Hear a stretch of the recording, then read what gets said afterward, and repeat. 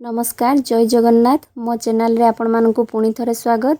आज मो आपण मानकु सोयाबीन फ्राइड राइस बनै देखैबी। यह खाइबा को जेतिकी टेस्टी हेई थाए कुक करबा मध्य सेतिकी सहज। एबे चलंतु बनैबा स्टार्ट करबा। सेति पई मु 2 कप बासमती राइस को ताकू भलो भाबरे धोई सफा करी 80% कुक कर नेउची।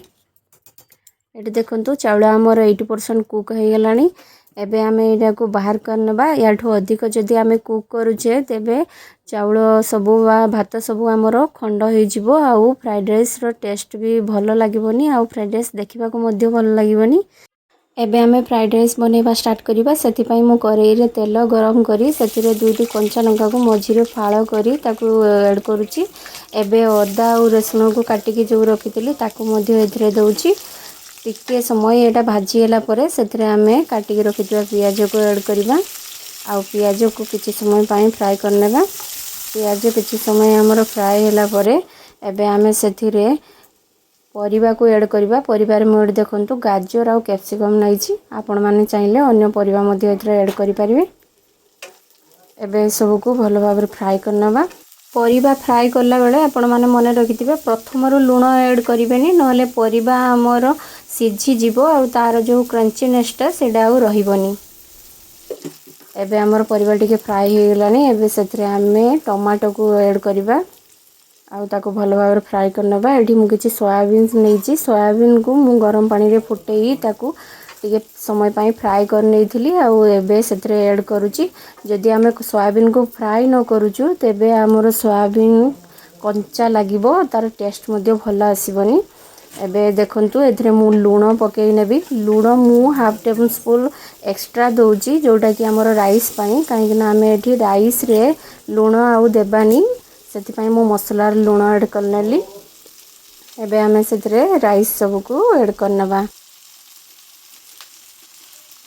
राइस ऐड कर सारिबा परे आमे एबे एथिरे 1 चम्मच गोली मरच गुंडो आउ ता सहित 1 चम्मच सोया सॉस ऐड करिबा।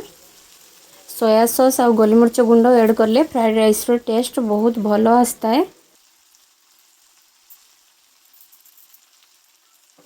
एबे सब को आमे भलो भाबरे मिक्स करनबा। ए सब को हल्का हल्का एमती मिक्स करिबा नहले राइस हमर सब खंड हे जिवो आउ फ्राइड राइस देखिबा को भलो लागिबोनी। ए देखंतु एमती आमे भलो भाबरे मिक्स कर सारला परे सेथरे मु 1 चम्मच चीनी ऐड करूची। चीनी देले फ्राइड राइस रो टेस्ट बहुत भलो आसीबो। आउ ता सहित गरम मसला एवं काटी के रखितबा धनिया पत्र को भी मध्य एथरे ऐड करूची। एबे सब को आमे भलो भाबरे मिक्स करनेबा आउ गैस रो फ्लेम को ऑफ करी ताकू 5 मिनिट पई छाडी देबा।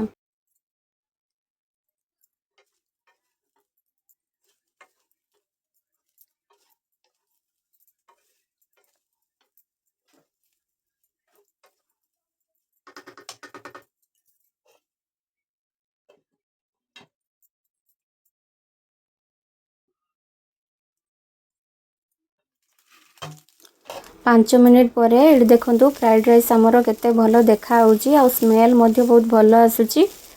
आपण माने मध्य घरे थरे ही फ्राइड राइस को बनांतु आउ टेस्ट केमिति लागिला मते कमेंट माध्यम रे निश्चय जणाइबे।